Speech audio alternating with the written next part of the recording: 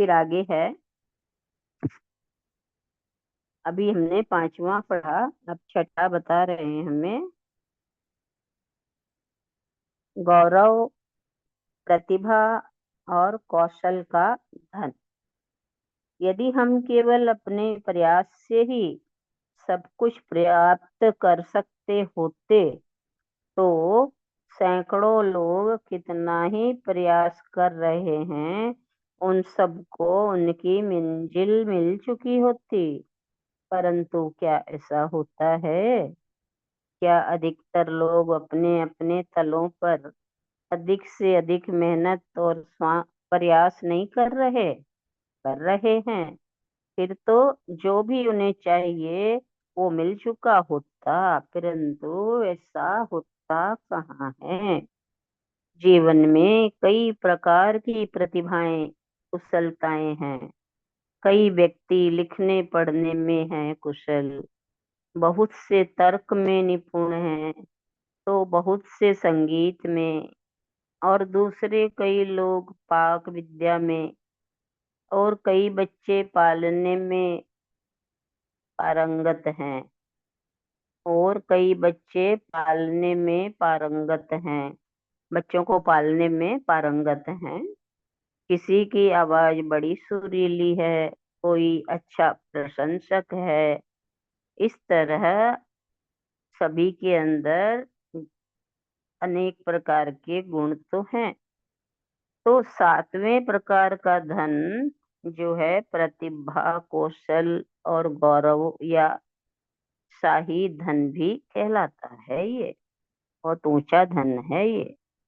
अपने स्रोत की स्मृति का धन। ये है आठवां, अपने स्रोत की स्मृति का धन। स्रोत की स्मृति का कोष्टक में नाम है आदि लक्ष्मी। और आठवां धन है आपका अपने भीतरी स्रोत के प्रति स्मृति रूपी धन। हमारा जीवन जैसे कई हिस्सों में बट गया है, क्योंकि हम अपने किसी जीवन में भी पूर्णता को प्राप्त नहीं हुए हैं।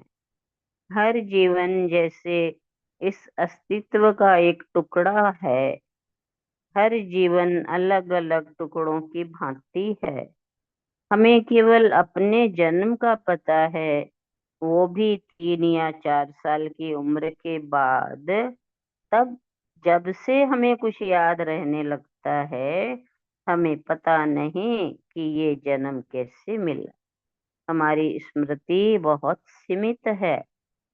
हमें लगता है कि सिर्फ यही एक जीवन है। हमें अपने स्रोत का, अपने वास्तविक होने का कुछ भी पता नहीं। जिस क्षण भी हमें अपने असली स्रोत, अपने सारे असीम अस्तित्व का पता लगता है, तो फिर सारा दृष्टिकोण बदल जाता है।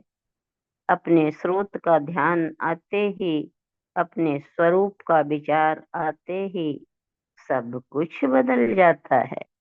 जैसे तुम्हें अनायास ही पता चल जाए कि तुम्हारे बैंक के खाते में करोड़ों रुपए जमा हैं, तो एकाएक तुम्हारी चाल बदल जाती है।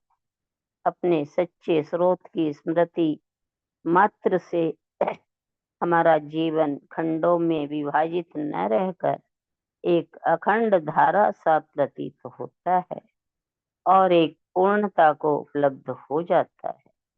हमें अपनी पूर्णता का आभास हो जाता है। इस तरह से ये 8 प्रकार के धन हैं। बाकी हम कल लेंगे।